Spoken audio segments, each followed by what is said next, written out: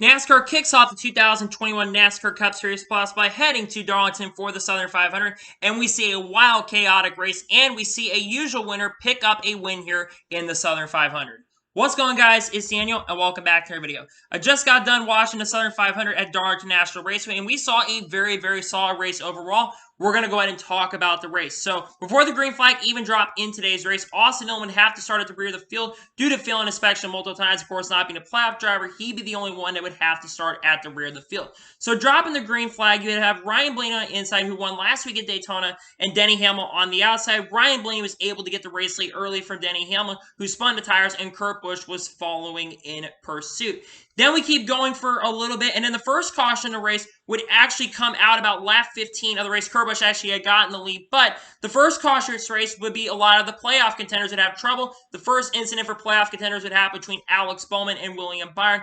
Alex Bowman would blow a tire going into turn number 3, and William Byron made contact on the right, I think the right rear of the car, and he would get damaged. Alex Bowman would basically never cover throughout the night. William Byron have a chance to cover. We'll talk about William Byron in a little bit, but Alex Bowman and William Byron would be the first two to have troubles. Then we would see some cars down pit road for strategy, and Michael McDowell actually be the only playoff driver to come down pit road who had not had damage early in the run to try to get some strategy. So you'd have Kurt Busch on the inside who had taken the lead and Chase Elliott on the outside, and Kurt Busch was able to get the race lead. And then we would see the competition yellow come out, and then we see some cars come down pit road. A lot of the basically couple guys decided to stay out. Eric Jones, Josh Williams on them, while the rest of the leaders decided to come down pit road for strategy. And then we would see Chase Elliott have to come back down pit road because he clipped a 53 car. I think it was James Davison who drove the 53 in this race. He would get clipped and he would get some damage, and he would have to come back down pit road due to a tire rub. So he'd be the third driver to have issues in this race.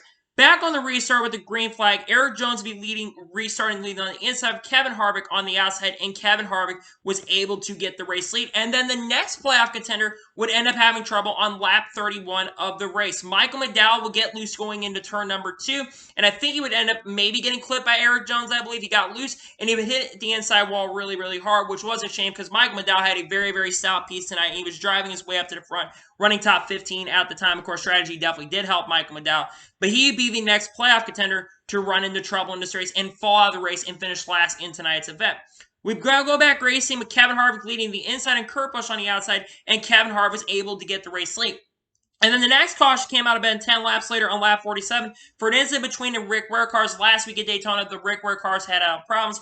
This weekend, we had more Rick Ware cars that had troubles. Cody Ware and Davison got together going to turn number 1. Cody Ware was able to continue on, but got some damage. Also, James Davison would get damage in that incident as well. We go back racing on lap 49 with Denny Hamlin being able to take the lead from Kevin Harvick. And then also at that time, we see Alex Bowman have troubles catching basically fire on pit road during that caution as well. But he's able to continue on, but had to finish repairs from the early incident as he had. So on the restart, you have Denny Hamlin on the inside and Ryan Blaney on the outside, and Denny Hamlin was able to get the race lead. And then we would say green, and then we see basically pit stops take place. We see the green flag. Denny Hamlin would dominate the portion of this race. And then you had Kyle Larson, who was really having a struggling start at the beginning. He was starting to make his way up to the front, but he would close that gap to about 2 or 3 seconds, but he would not have enough time, and Denny Hamlin would come off the corner and win stage 1 here at Darlington International Raceway. All the leaders would come down pit road, and Denny Hamlin won the race off pit road with Kyle Larson being right behind him. And then we go back racing a lap 123 of the event with Denny Hamlin leading the inside and Kyle Larson on the outside, but Kyle Larson got a fantastic restart, and he was able to keep the race lead and take the race lead. A few laps later, the next playoff driver would run into problems going into the grip strip. Kyle Busch would get loose about running 12. Kyle Busch was really not having a good night to begin with. Kyle Busch would get into the outside wall really, really hard with the tire going down, and he would bring out the caution of the race. And Kyle Busch was not very happy during that, by the way. Kyle Busch basically ran over Collins and almost hurt some people going and working at the track. In my opinion, that was very, very dangerous decision for Kyle Busch. I would not be shocked if Kyle Busch does get a penalty, but I understand Kyle Busch's frustration. We got to lose a little common sense there. That was not the smartest thing. I have seen from Kyle Busch. Kyle Busch, again, I understand his frustration because Kyle Busch, and he didn't even blame Austin Dillon for the incident, so that's the good news. But man, another playoff contender in trouble, and he would fall out of the race and not continue. And then basically we see some of the guys basically come down pit road. Guys like Christopher Bell, Austin Dillon come down pit road, while the rest leaders decided to stay out. We go back racing at lap 130 with Kyle Larson leading on the inside and Kurt Busch on the outside, and Kyle Larson got basically was able to get the race lead. And then we keep going green for a little bit, and then we would see basically pit stops happen. Now, there would be some strategy happening at this point because Christopher Bell, who basically has stayed out, he basically would hit some damage. He was trying to stay out to elongate it, and he would, because of hitting the damage, he would bring out the caution of this race. Meanwhile, Martin Truex Jr. actually was having a loose wheel, but thanks to the caution coming out at the right time, it looked like it was going to benefit him to come down pit road. And then because he came down pit road and was already trapped a lap down, Martin Truex Jr. would not get back in the lead lap. So it was going to be very tough for Martin Truex Jr. to be able to get up there and contend in this race. And then because of that, he would fall out. And then we would basically see some of the guys come down pit road, and then basically they all stayed out, and then a couple guys had to basically restart. So Kyle Larson on the restart would take the race lead with Kurt Busch on the outside, and then we stay green for a while, and then green flag pit stops would be able to begin, and then Kyle Larson is able to keep the race lead, and then the next playoff contender on lap 200 with 167 laps to go would run into trouble. William Byron, who was really recovering, running 7th at the time. He would actually lose a tire going into turn number 1. The tire would go flat. I believe it was the left front or the left rear that went flat. And he would hit the outside wall extremely hard. And he would bring out the caution race and not continue on in this event. So we go back racing with Kyle Larson leading inside and Ross Chastain on the outside. Ross Chastain was having a fantastic run. And Ross Chastain was not able to pass him. And we would keep going. And then Kyle Larson is able to pull away from Denny Hamlin, those guys, and he was able to win stage number 2. Pit stops would happen, and another playoff contender would end up running into trouble. Kyle Larson won the race off pit road, but Ryan Blaney would get an uncontrolled tire violation. We saw that on TV. The tire had basically gotten out of pit box. You have to keep those tires in the track, and unfortunately, he did not keep those tires on the track. So he would basically get an uncontrolled tire penalty, and he would have to go to the rear of the field. And then we go back racing lap 238 with Kyle Larson leading on the inside and Christopher Bell on the outside. Kyle Larson is able to get the race lead. And then Christopher Bell, about 15 laps later, where Kyle Larson was dominating up to this point. Kyle Larson would have to pit for a bad wheel. And then we go green for a while. And then we would see the green flag pit stops happen. And then we saw some strategy taking place. Some guys decided to come down pit road to do some overcut. Denny Hamlin would pitted on the last caution, was trying to make it, instead of a 3-stop strategy, was trying to make it to a 2-stop strategy, similar to what F1 does. He was trying to do the overcut, and it looked like it was going to work for a little bit, and then basically that would not end up working. And then Kyle Larson got back to the lead, and then we started seeing some strategy, basically seeing some lap traffic really coming into play. And I think this is where Kyle Larson's race kind of goes in the wrong direction. Bubba Wallace, unfortunately, kind of affected Kyle Larson. I don't know what Bubba was trying to do there. I understand you're trying to stay in the lead lap because you're trying to help your Toyota teammates, but you're not even a contender. You're not running up front. I don't know what you're doing. I don't know why you're going out there and blocking, and unfortunately, it would cost him an opportunity. And then the next green flag pit stops would come down. Also, at this point, another playoff contender was having a very strong run, Kevin Harvick. Unfortunately, he would have basically have a loose wheel, and he'd have to come down pit road, and then the green flag pit stops would happen. And then Kyle Larson's team shot themselves in the foot on this pit stop. Kyle Larson's team basically lost 2 seconds on pit road with I think it was the left front or the left rear that basically they were really, really slow on. And because of this, Ross Chastain had a really strong night at this point. He was able to get the race, basically take over the lead of the cars that had to come down pit road. And then we would see all the other guys playing a strategy called to do this on a 2-stop strategy. They would come down. And then a big break and a fortunate caution for the guys trying to stay out on the long run would come out with 50 laps to go for Ryan Blaney spinning into turn 3. Ryan Blaney was running 11th at the time. And unfortunately, because he had a tire go down, he would bring out the caution of this race. And then we would basically see all the leaders come down pit road. And then we go back green on lap, I believe, 328 with Denny Hamlin on the inside and Kyle Larson on the outside. Now, Denny Hamlin got a fantastic push, and Kyle Larson tried to get there, but he really never got a great opportunity to do that. And then the caution would come out. We see in it craziness that happened with about 38 laps to go on the restart. Basically, we saw all chaos. Someone was checking up. I think that was Corey LaJoie having a pretty solid run. Corey LaJoie was starting to check up. And then we would see 3 wide going into the corner between Chase Elliott, Christopher Bell, and Bubba Wallace. Bubba Wallace basically shoved that. Well, I don't say shoving, but he basically kind of put him in bad position where they ended up being 3 wide, and Chase Elliott would go into the outside wall and have a tire go down. In my opinion, looking at that incident, I honestly do not know what Bubba Wallace was doing right there. I don't get why you try to go there and make it 3 wide at Darlington, especially when you have a playoff battle that's going at time. I get trying to battle up there and contend for it, but I don't understand. The second time, Bubba kind of frustrated me, and I like Bubba Wallace a lot, but that was really, really frustrating to watch. And that would bring out the next caution of this event. And then we also see Kurt Busch, who got some damage on the restart when they were changing lanes for the restart. Basically, Kurt Busch had got some damage, basically choosing, and then he would have to come down the road and pretty much fall out of contention of this event. So, yeah, Denny Hamlin on the inside and Kyle Larson on the outside. And Denny Hamlin was actually able to keep the race lead, and it basically became a race between the top 3, between Kyle Larson, Ross Chastain, and Denny Hamlin for the race lead. Denny Hamlin was actually able to keep it, and Kyle Larson actually was cashing Denny Hamlin at points, but then Denny Hamlin started running the high line, was making a lot of ground. Meanwhile, you have Mark Truex Jr., who basically got pitted to get fresh tires. He was really, really starting to make a ton of ground up, but unfortunately would not have enough time to get up there, so he would fall out of contention. And then the race would start getting good. Yeah, Kyle Larson was gaining a lot of ground, and then you had Denny Hamlin was pulling it back. It was basically Levy. Kyle Larson was getting a good run off the corner at points. He was getting into the outside wall and getting some damage on his car. And then Denny Hamlin was able to keep holding on. And then the finish starts getting really, really good because Kyle Larson's car really started coming to life at the end of it. He was about 0.5 of a second back with about 2 or 3 laps to go. He was making inroads on Denny Hamlin. We come to the white flag event with Denny Hamlin basically having the race lead over Kyle Larson by 2 or 3 tenths of a second.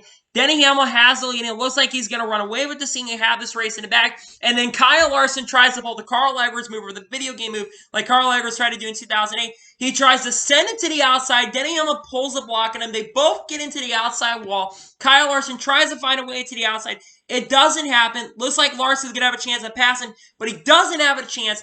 Coming off the corner in a fantastic finish, Denny Hamlin holds off Kyle Larson and picks up finally his first win of 2021. And not only that, picks up his 4th career Southern 500 victory and picks up, I believe, his 4th or 5th Date Darlington victory. Congratulations, Denny Hamlin. Denny Hamlin has been really close to winning races this year. And coming this weekend, I thought that Denny Hamlin was going to really have a great shot at contending overall for the victory in this event. So to see that Denny Hamlin was able to go out there and win this weekend was really, really good. So congratulations, Denny Hamlin, on picking up his first win of 2020. Finally, we've been wanting to see Denny Hamlin finally get a victory this year, and the fact that he's finally done it here at Darlington is great to see. Huge congratulations to Denny Hamlin on picking up the win. So now let's go ahead and go through the race results of this race. So Denny Hamlin picks up the victory, first win of 2021. Kyle Larson finished second. I think Kyle Larson overall probably had the best car in this event. Unfortunately, I think this car kind of fell off, and unfortunately, this uses stuff up. He almost got Denny Hamlin at the end. But this is definitely a lot of momentum booster. He's like 80 or 81 points above the cutoff line right now, so he's in a really, really good position going into Richmond. Richmond's not a fantastic track for him, and I had picked him coming in this event, but he really had a fast car. Looked like he was going to win it, and then, of course, something bad happens for him. Well, he kind of unfortunately got in trouble and never really had a chance, but he had a great car, finishes second. Ross Chastain finished third. Ross Chastain, probably one of the best performances I've seen out of him this year. Really, really fantastic and strong performance. Looked like he had a winning car tonight. He was really, really fast and actually beat Kyle Larson off pit road. And if that caution doesn't come out with 40 laps to go for Ryan Blaney's incident, I wonder if he could have had a chance to beat Denny Hamlin and Kyle Larson overall. He was really good. Great run for him tonight. Finished his third. Mark Truex Jr. bounces back from a couple issues tonight. Gets a really good point position. Finishes fourth. Great comeback from Mark Truex Jr. We love seeing Mark Truex Jr. have a good run. He was a really big threat. I thought he was going to be a bigger threat tonight, but solid comeback from Mark Truex Jr. Kevin Harvick finished his fifth. Solid bounce back run for him. Great run for Kevin Harvick. And really one of the best runs he's had all year so far. And he's been carrying SHR all year long. Great run for Kevin Harvick tonight. Kurt Busch finished sixth. Solid bounce back run for Kurt Busch tonight. Considering he had damage, had to come down the road. He finished his sixth. Solid run for him. Brad Keselowski finished seventh. Considering he's not historically really good here at Darlington. Well, he's pretty good at Darlington, but considering that this year is gone, solid run for him will definitely help him in the points position for sure. Joey Logano finished his eighth. Joey Logano was iffy pretty much most of the night. Probably ran at 6 to 10 range most of the night. Probably finished where he deserved. 8th place finish tonight. Chris Buescher finished ninth. Solid top 10 run for Chris Buescher. Chris Buescher has been kind of falling back, especially after getting DNQ'd at Daytona. The good to see him running the top 10 here at Darlington. And Austin Dillon with a solid top 10 run. He finished his 7th in tonight's event. Cole Custer, incredible comeback tonight. He finished his 11th. Ryan Preece finishes 12th. Ryan Preece really ran top 15 in majority night. Great run for Ryan Preece, especially since he's looking for a ride going in the next year. Very solid run, finishes 12th in tonight's event. Daniel Suarez with a solid top 15 run. Solid run for him. He finishes 13th in tonight's event. Ryan Newman finishes 14th, solid top 15 run. And Corey LaJoie 15th, another very good standout performance tonight. Corey LaJoie ran top 15 pretty much this whole entire race. Ran really well. Ran top 10 a lot of races. Well, was up to about 8th or 7th at points in this event. So to see that Corey LaJoie had a very strong run, great run for him. Eric Almirola finished his 18th. Solid run for Eric Almirola. He looked like a top 10 car most of the night. Good run for Eric Almirola, but I don't know where he's in the points position right now. But 18th is not too bad. I expected to run worse than he did. He finished 18th in tonight's event. Ricky Stenhouse Jr. finishes in 17th. Tyler Reddick finished 18th. Tyler Reddick had a top 5 car early. I don't know what happened to Reddick. I guess the car kind of went away for him because he really fell back and never got back up there. Chase Briscoe finishes 19th. Chris Abel finished 20th after issues in the race. Bubba Wallace finishes 23rd first. Bubba Wallace ran top 15 but caused a lot of issues late in the event. I was really frustrated with Bubba. I like Bubba a lot, man, but you can't be racing playoff drivers as hard as that. That was really, really frustrating to see. Ryan Blaney finishes 22nd. Matty D finishes 23rd. Anthony Alfredo finishes 24th. Justin Haley finishes 25th. Alex Bowman recovers a little bit to finish 26th, which won't hurt him in the points too much. BJ McLeod finishes 27th. Josh Wiggy finishes 28th. 29th for Joey Gase. 30 for Quinn Houff. 31st place finisher Chase Elliott. 32nd place finisher Eric Jones. 33rd for Cody Ware. 34th place finisher William Byron after his issues in this race. 35th place finisher Kyle Busch after his issues in this race. 36th for James Davison, and finishing in 37th in last place in tonight's event is Michael McDowell. So now let's go ahead and take a look at the playoff grid going into round 2 of the playoff. All right, so now taking a look at the playoff grid, Denny Hamlin is locked in with this win. Kyle Larson has an 80-point cushion going in this event. He just has to survive and not basically finish last in the next 2 races. Mark Truex Jr. is in good shape. He's 36 points ahead. Kurt Busch is 4th, 26 points ahead right now. Really good position. Ryan Blaney's 5th, 22 ahead. Joe Logano is 6th, 21 ahead. Kevin Harvick is 5th, 7th, 20th ahead. Keselowski's 8th, 12 ahead. Chris Abel is 9th, 5 ahead. Chase Elliott is 10th, 4 ahead. Eric Almirola is surprising, is 3 ahead. And Tyler Reddick and Alex Bowman are tied with 0 each. Kyle Busch is 14th, 2 points back. William Byron is 15th, 9 points back. And Mike McDowell is 16th, 20 back. So right now, the 4 that would be eliminated if it was a stand now would be Alex Bowman, Kyle Busch, William Byron, and Michael McDowell. Looking at this playoff grid right now, I think William Byron, Kyle Busch, and Alex Bowman can definitely make it in on points. I think the drivers that are not safe right now are those guys that are below. I think even Keselowski and Harvick. I think if you're not above 20 points right now, I think you're going to be in rough shape. Larson can lock his way in if he gets enough points next week at Richmond. He wasn't really that great at Richmond, so hopefully he can run really, really well. But that is your playoff standing. So now let's talk about the race overall and then give you my score of tonight's race here at Darlington. This Southern 500, I really, really enjoyed. It was a very, very solid race overall. Yes, at points, it was definitely dragging out. Don't get me wrong, but that sometimes is how the racing goes. And I will tell you, it was very, very enjoyable to watch these guys get up on a wheel. And yes, we had domination, don't get me wrong, but I really, really enjoyed portions of this race. And I know a lot of people are going to be frustrated, but you didn't have one car completely dominate. You had different drivers get up there, great battles throughout the field, and overall, a really, really freaking fantastic finish. That was awesome to watch and crazy at the end. I am going to give tonight's 2021 Cookout Southern 500, I am going to give tonight's event overall an 8 out of 10.